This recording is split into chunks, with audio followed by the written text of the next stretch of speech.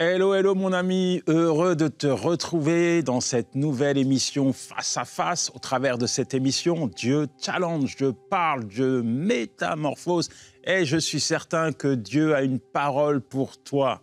Je suis avec un invité spécial, Steve Razier. Bonjour Yanis. Merci Steve d'être là, je suis dans la joie en fait. C'est partagé, c'est moi. Je suis dans la joie, tu sais, avant de te rencontrer, on m'avait déjà parlé de toi depuis des années, de cette carrière, et tu vas en parler, dans laquelle tu étais. Mais merci d'être là. C'est un honneur, un privilège de pouvoir t'accueillir ici sur ce plateau de l'émission Face à Face. Est-ce que tu peux te présenter en quelques mots ? Oui, Steve Razier, originaire de la Martinique. Et on salue tous les Martiniquais. Yes. Né d'un foyer... En fait, je suis métisse, donc ma mère canadienne, mon père martiniquais, marié à une sublime épouse. Et on la salue. Kétia, oui, qu'on salue. Il y a mes enfants, père de 2 enfants, Raphaël et Laina. Et puis, un homme qui aime le Seigneur, qui aime servir Dieu et qui a eu un cheminement particulier. Teinté de beaux témoignages, mais également de certaines épreuves qui, je crois, m'a rendu que plus mature dans ma relation avec le Seigneur. Tu t'es converti à quel âge ? 21 ans. 21 ans. Oui. Alors, comme je le disais, on m'avait parlé de toi parce qu'à l'époque, j'avais sorti une mise en scène de mon témoignage et on m'a dit, il faut que tu connectes avec ce gars, il est dans le milieu du show business. Oui. C'est vrai, c'est pas vrai ? C'est vrai, j'ai eu un cheminement particulier. De vocation pastorale, mais mon ministère était vraiment les arts et médias. Donc, c'était pas trop... c'est un ministère non conventionnel. Et tu étais pasteur dans le show business, c'est ça ? Oui, exactement. Les gens m'appelaient pasteur, même s'ils n'étaient pas croyants, mais j'étais reconnu comme étant un pasteur dans le milieu. Et tu as le droit de nous dire avec qui tu as travaillé ? Oui, certainement, même si ce n'est pas des choses... Mais c'est public, donc j'en parle. Un humoriste dont le nom est Rachid Badouri, qui avait une carrière en Amérique et en Europe. Un boxeur champion du monde, Jean Pascal. Et également un chanteur très connu en France du nom de Gage. Après, il y a eu d'autres artistes, mais c'était les plus connus. Et ça consistait en quoi, ton travail ? De les accompagner dans leur vision de carrière. Donc, mon but était vraiment de gérer pas seulement les contrats, les agendas et tout, mais vraiment de mettre en place des stratégies pour qu'ils puissent optimiser leur vision de carrière. Et dans ces couloirs un peu sombres, il faut Parfois, le dire, oui. Comment tu brillais pour Dieu ? Mais je crois justement sans effort, juste par ce que nous représentons. La lumière jaillissait toujours plus fort. C'est un milieu qui est très axé sur le moi. L'amour, la gloire, l'amour de l'argent, parfois l'immoralité, j'en fais pas bien entendu une règle, mais je veux dire, c'est quand même présent, tout ce qui est un peu l'idolâtrie. Ces artistes deviennent à des dimensions disproportionnées de ce qu'ils sont réellement. Et donc, gérer l'ego, gérer l'orgueil, gérer la facilité à avoir des sommes très rapides, c'est sûr que ça vient avec beaucoup de conséquences qu'on devait gérer. Mais Dieu m'a fait grâce d'avoir des bons, je dis clients, mais c'était des amis, où ce qu'on a pu développer une relation beaucoup plus profonde que celle qui était de la carrière. Mais je crois que dans tout ça, mon plus beau souvenir et ma plus belle fierté, c'est vraiment de savoir que les valeurs de notre foi chrétienne étaient à laisser de bons témoignages. Et on arrive à rester intègre avec tout ça ? Oui, parce que pour moi, c'est un ministère. Donc, le fait que ce n'était pas une carrière, tu vois, parfois, malheureusement, on est chrétien le dimanche et du lundi au samedi, on reprend nos habitudes professionnelles. Mais pour moi, c'était un ministère. Donc, toutes ces occasions étaient pour moi juste une opportunité de prêcher l'Évangile, de toucher des vies, de côtoyer ces gens-là pour amener un bon témoignage. Donc, je ne l'ai jamais vu comme quelque chose qui était contre mes valeurs, puisque j'y étais là avec un mandat, avec un désir vraiment de toucher des vies. Moi, personnellement, ça ne me fait pas peur de briller dans certains couloirs médiatiques. Mais je sais aussi qu'il y a beaucoup de jeunes, moins jeunes d'ailleurs, qui ont des dons de la part de Dieu et qui sont appelés à briller, se distinguer au travers des médias et du show business. Quels sont les conseils que tu pourrais donner, puisque tu étais aussi positionné comme ça, quels sont les conseils que tu pourrais donner à quelqu'un qui s'engage dans le show business, acteur, chanteur, rappeur ou autre ? Il y aurait deux grands conseils. Le premier, de ne pas mépriser la préparation. Malheureusement, souvent, on voit des opportunités et on les prend avant d'être préparé. Et je trouve que c'est dommage parce que si on ne respecte pas les saisons dans une vie, on peut même avorter une destinée. Je crois que si tu n'es pas préparé et tu rentres dans un milieu aussi hostile, malheureusement, il peut y avoir des tentations, il peut y avoir des épreuves que tu ne peux malheureusement mal gérer et qui peut t'amener même à t'éloigner de la foi. Donc, je crois que lorsqu'on est appelé dans ce genre de milieu, et tout le monde a un appel, mais peu importe le milieu, on se doit de vraiment prioriser notre préparation dans le Seigneur. Vient bien entendu, la lecture de la parole, ta vie de prière, de servir dans le ministère, d'avoir une communion avec le Saint-Esprit, de grandir dans ta foi pour que le jour où la commission vient, mais tu es prêt, tu as un bon témoignage. Sinon, ça peut être dangereux et malheureusement, on a beaucoup de ces artistes ou ces professionnels qui, à cause que leur don est manifesté, ils croient qu'ils sont prêts. Mais malheureusement, ils n'ont pas le caractère pour devoir vivre dans des milieux un peu plus costauds.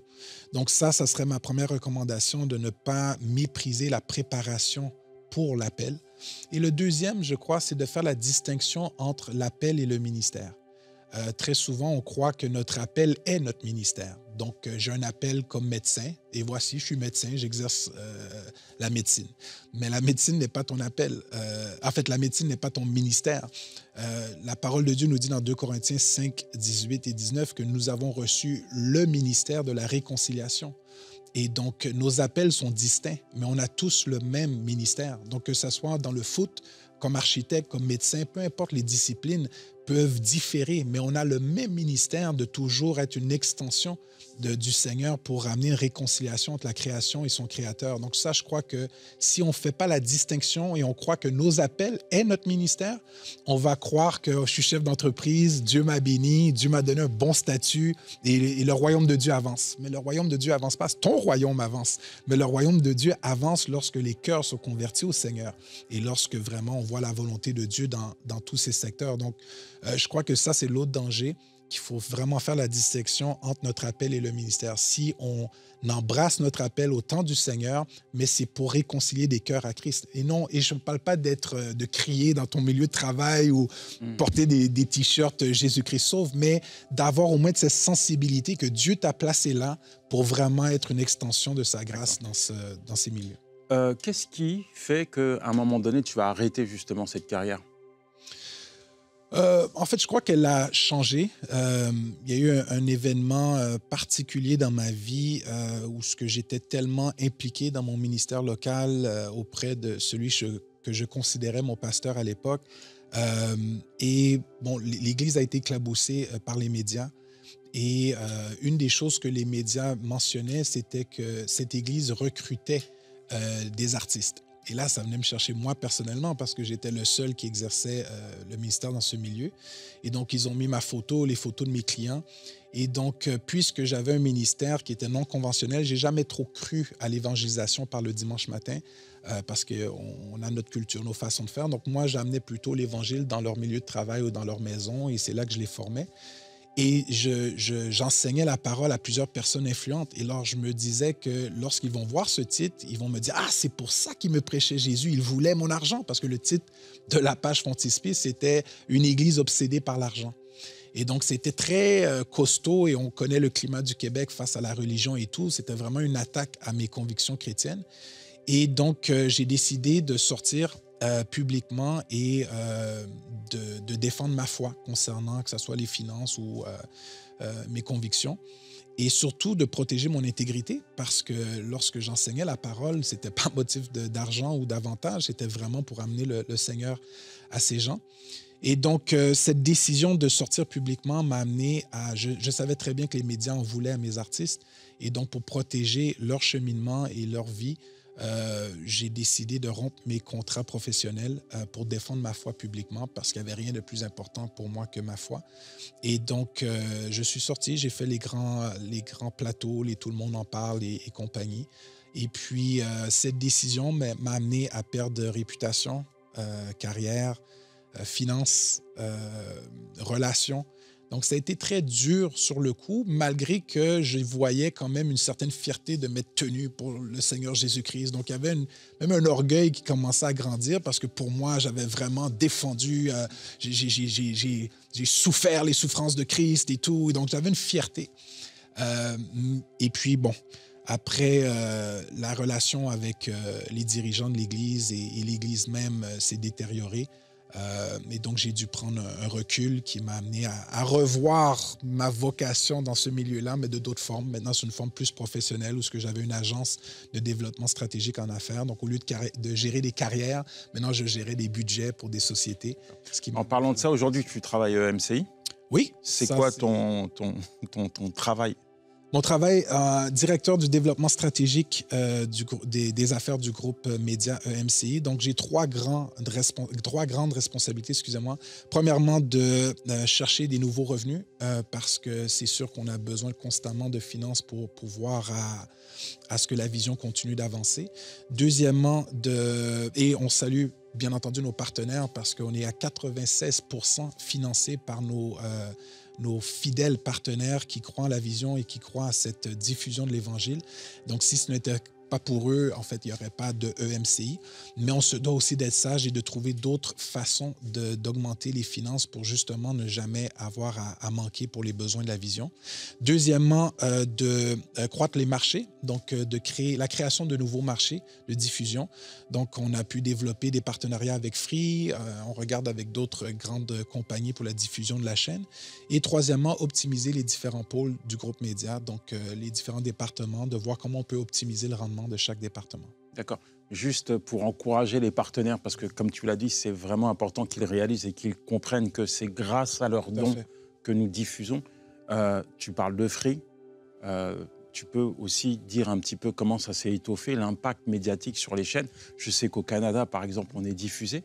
Oui, maintenant, ça a été une superbe nouvelle, une bénédiction du Seigneur où on a pu approcher un diffuseur canadien qui est généraliste. Donc, la chaîne vient de base, surtout tout foyer au Canada a accès à cette chaîne qui s'appelle Natif TV. Et sous cette chaîne, on a pu vendre nos émissions qui nous permet maintenant de diffuser dans tout le Canada, de l'Est à l'Ouest, où tous les matins de 9h jusqu'à 11h, nos émissions sont diffusées. Mais c'est une chaîne séculière, donc ce n'est pas une chaîne chrétienne. Donc, c'est un impact fou. Et on a maintenant des gens dans les hôpitaux qui n'ont pas le câble, mais ils ont accès à la chaîne puisque c'est une chaîne généraliste qui voit les émissions chaque matin. On a des témoignages de prisonniers qui n'ont pas le câble en prison, mais qui ont accès à la chaîne et ils nous parlent de conversion et de comment les émissions les a touchés.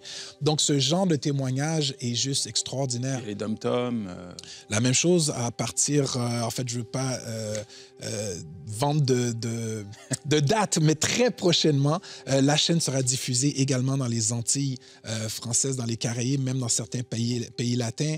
On est maintenant sur Free qui va rejoindre 20 millions de nouveaux foyers dans la francophonie. On est bien entendu très fort en Afrique et en Europe. Donc, vraiment de voir la diffusion. Potentiel. C'est extraordinaire. Et de voir les témoignages, parce que ce n'est pas juste qu'on diffuse des émissions, mais c'est de voir des vies transformées, des malades guéris, des personnes délivrées, des gens restaurés. Le royaume de Dieu se propage. Vraiment, vraiment. Bon, Steve, yes.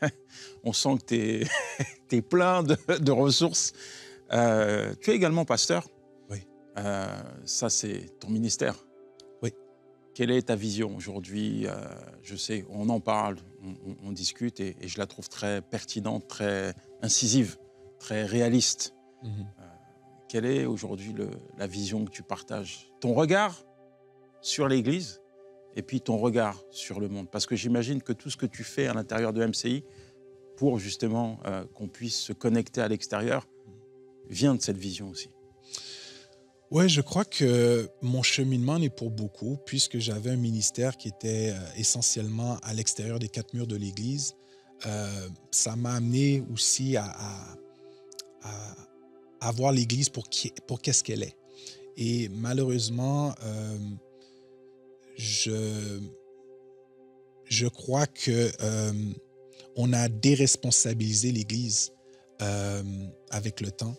Je crois que l'Église, sa responsabilité, j'en parlais justement sur un autre plateau récemment, la responsabilité des dirigeants, des pasteurs d'une église devrait être de paître le troupeau. J'appelle ça les 3 P. Donc, 1, paître les troupeaux, Actes 20-28.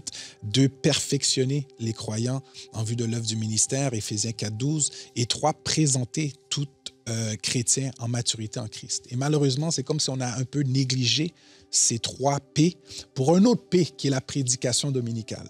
Et on croit que si on a un bon service et qu'il y a de l'onction et que la parole est bien, on a nos 3 points, on a vraiment notre message topique et vraiment on a vécu que les besoins individuels de chaque personne sera comblés. Ce qui est totalement erroné. On peut avoir un bon temps, on peut être édifié, mais chacun on a des problèmes selon notre cheminement. Et je crois que seul l'accompagnement d'un croyant va l'amener justement à se développer.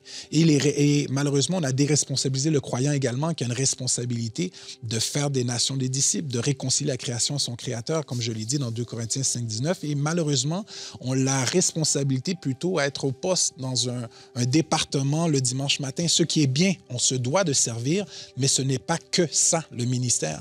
Le ministère se voit vraiment 24/7, donc chaque jour de la semaine, mais on n'a pas su former des ambassadeurs de Christ. On a formé des bons serviteurs du dimanche, mais malheureusement pas ceux qui ont ni le caractère ni la compréhension du champ missionnaire. Et donc, cette déresponsabilisation a malheureusement coûté beaucoup à notre mandat sur la terre d'aller faire des nations des disciples. Et donc, ma vision maintenant de l'Église ou du pastoral, je considère et je trouve que c'est très important de se réunir et d'être édifié, d'être encouragé, de partager des valeurs. Mais je crois qu'on se doit aussi de perfectionner des croyants pour l'œuvre du ministère. En fait, les leaders, nous, on devrait être en coulisses. Ceux qui devraient faire le ministère et être des grands personnages, ce sont les croyants, ceux qui sont là pour l'œuvre du ministère. Maintenant, notre responsabilité, c'est pas d'acclamer les bons sermons qu'on livre le dimanche matin, mais c'est plutôt d'être justement formé pour les messages qu'on va amener du lundi au samedi. Donc, je crois que cette déresponsabilisation de l'Église a malheureusement amené une Église où ce qu'on a maintenant une sécurité, un confort, et ça malheureusement freine la lancée de la prophétie que Christ a annoncée comme Église. Mais si tu devras annoncer, oui, ce message, le partager à quelqu'un dans l'Église, tu l'adresserais à qui? Le message... À l'Église avec un grand E, ou quand tu dis déresponsabiliser l'Église? Oui, c'est le grand E, je crois. Et en fait... Parce que les pasteurs, tu as des pasteurs, ils font tout ce qu'ils peuvent, ils mettent leur vie sur l'autel du sacrifice, mais après, ce sont que des hommes avec leurs capacités et leurs limites. Donc, je pense que, et quand on le voit aussi, c'est que c'est trop facile pour les chrétiens, c'est le pasteur qui doit faire ça. Il y a aussi beaucoup de chrétiens croyants qui mettent justement l'emphase sur le pasteur et qui attendent que le pasteur réponde à tel ou tel besoin à leur place. Et je crois que la maturité d'un chrétien, c'est justement de se sentir responsable de l'œuvre de Dieu. Si on les a formés, si on leur a dit qu'ils ont une responsabilité, c'est de faire des nations des disciples et non pas d'être fidèles à tous les dimanches. Là, tu as tout à fait raison. Mais si on les a enseignés justement, ou si on ne les a pas enseignés cela, on les a plutôt enseignés à être fidèles au message et au service extraordinaire qu'on a tous les semaines, c'est là que malheureusement, on ne peut pas blâmer quelqu'un qui ne connaît pas la vérité.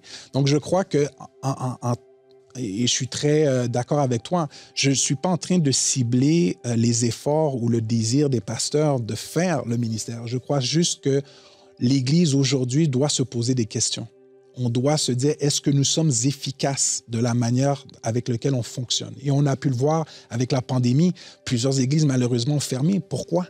On ne peut pas fermer une église. On peut fermer un lieu de culte. On ne peut pas fermer l'église. L'église, c'est sa communauté. Mais c'est parce qu'on a malheureusement une mauvaise compréhension de qu'est-ce que l'ecclésia du Seigneur. Et je crois que si on se pose des questions sur... et ça, je te le disais avant l'émission, toute grande organisation se doit de se poser des questions pour optimiser le rendement.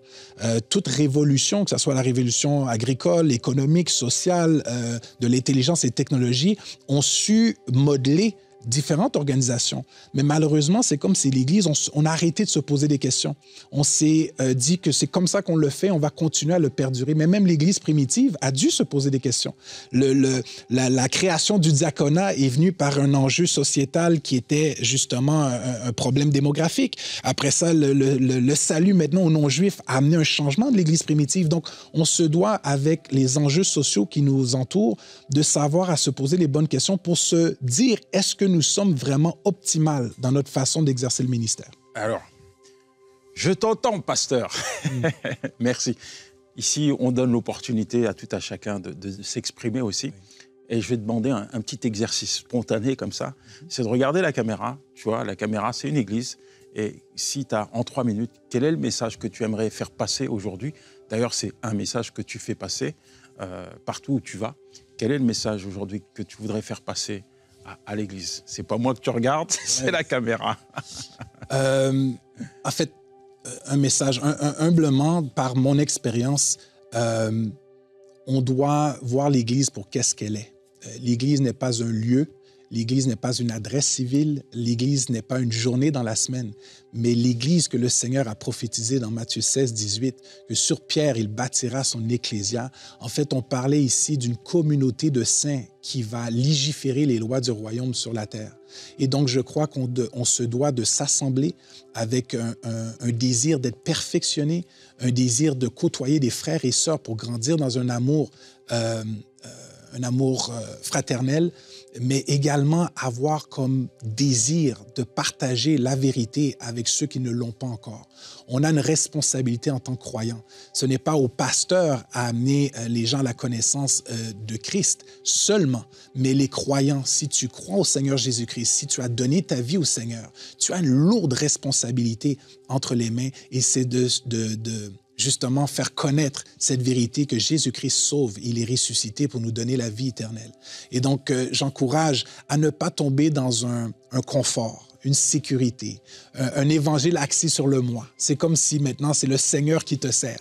Ce n'est plus toi qui sers le Seigneur, mais c'est rendu le Dieu qui doit servir à tous tes besoins. Certes, Dieu va pourvoir à nos besoins si on priorise son royaume de Dieu. Son royaume plutôt, excusez-moi. Alors, je vous encourage à prendre conscience de la responsabilité que nous avons en tant que croyants. Pas juste en tant que pasteur, pas juste en tant que prophète, en tant qu'évangéliste, docteur ou encore apôtre, mais si ce n'est que tu portes le nom d'ambassadeur pour Christ, tu as une lourde responsabilité devant le Seigneur. On n'aura pas à rendre compte sur la qualité de nos messages, on n'aura pas à rendre compte sur nos grandes conférences et l'onction qu'il y avait dans la louange et l'adoration, mais on aura à rendre compte sur le ministère que Dieu nous a confié, celui de réconcilier la création à son Créateur et certainement notre communion avec le Seigneur. Donc, je vous encourage à avoir un autre désir lorsque vous vous réunissez. Ce n'est pas juste pour vivre un bon temps dans la présence du Seigneur, mais c'est également avec un désir d'être perfectionné, d'être instruit pour faire la différence du lundi au samedi.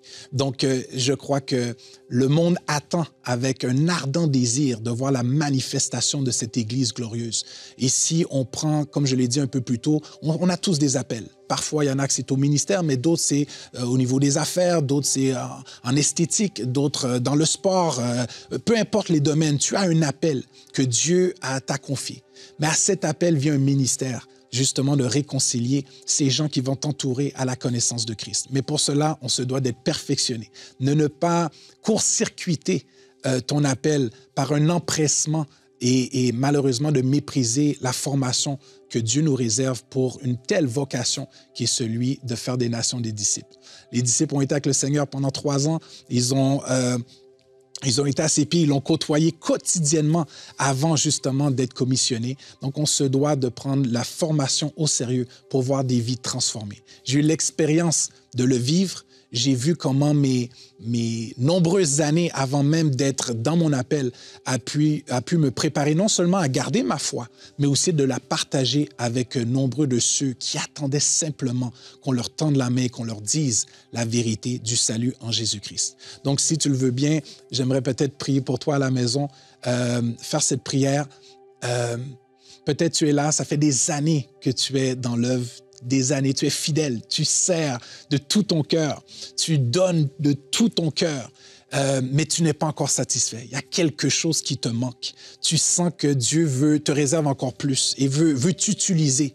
Tu n'as pas besoin d'un titre, tu n'as pas besoin d'être ordonné pour que Dieu t'utilise. Tu as juste besoin d'être disposé. Alors, si tu te sens concerné par ces quelques mots, je te prie de te disposer pour ce temps où ce qu'on va prier et invoquer le Seigneur pour une touche spéciale. Père Céleste, je te remercie pour cette opportunité, ces mots, Seigneur, que tu nous as partagés aujourd'hui. Père, tu les vois. Seigneur, tous tes enfants qui soupirent. Seigneur, qui sont reconnaissants de ce que tu as fait dans leur vie, mais c'est comme s'ils ont une conviction qu'il manque quelque chose. Père, nous prions que nous voulons que tu nous utilises, mais c'est comme si on ne voit pas comment tu peux le faire ou de quelle manière on soupire à plus. Père, je te prie de convaincre tes enfants aujourd'hui. Père, qui ne se satisfait pas d'être fidèle à des réunions dominicales, mais Père, qu'il soupire à être pleinement dans l'œuvre du ministère, celui de réconcilier la création à toi, Seigneur. Saint-Esprit, accompagne tous ceux et celles qui entendent, Seigneur, ce message aujourd'hui, qui a une onction particulière, Seigneur, qui les visite. Père, que tu puisses les envelopper, que tu puisses leur donner une hardiesse. Père, il y en a qui veulent, mais qui ne savent pas le comment. Père, que tu puisses appointer des enseignements propices, Seigneur, à la préparation en vue de la commission. Saint-Esprit, accompagne-les, touche ces gens. Seigneur, qu'ils aient ce feu qui bouillit en eux, ce feu qui leur demande, Seigneur, de ne pas mépriser l'enseignement, mais au contraire de l'apprendre et de la mettre en pratique. Père Céleste, merci. Car je vois déjà ces gens qui sont enflammés pour l'œuvre du ministère. Seigneur, ils ne pourront pas s'arrêter. Seigneur, non seulement ils auront le zèle, mais ils auront aussi le perfectionnement. Seigneur, les enseignements propices pour faire la différence dans leur milieu. Père, tu nous vois. Seigneur, on n'a pas de diplôme, on n'a pas toute la connaissance, on ne connaît peut-être pas toute la Bible, mais Seigneur, ton esprit nous suffit. Saint-Esprit, fais-le en nous. Seigneur, donne-nous cette hardiesse, donne-nous ce désir, cet amour, Seigneur, pour transmettre cette vérité que Jésus-Christ est le seul chemin, la vérité et la vie. Père, et que nul ne vienne à toi que si ce n'est par Christ. Père, au nom de Jésus-Christ, c'est ainsi que nous t'avons prié. Amen. Amen, amen. Merci pour ton cœur, Steve. Merci à toi, Yanis. On aurait pu t'écouter des heures. J'aime bien être challengé, boosté. Et je pense qu'aujourd'hui, plus que jamais, nous devons être connectés à la réalité parce que Dieu a un message pour la création tout entière. Et c'est notre devoir, notre rôle. Et si ce n'était pas le cas, on serait avec le Père dans la patrie céleste. Mais si Dieu nous laisse ici, c'est pas pour construire et nous asseoir dans des cathédrales en cristal, mais c'est pour sauver des âmes. Amen. Pour sauver des âmes. Amen. Que le Seigneur te bénisse, mon ami. Garde ce que tu as reçu précieusement et surtout, comme l'a dit le pasteur Steve, mets-le en pratique. À très bientôt pour une nouvelle émission Face à Face. Merci Steve. Merci Yanis. Ciao.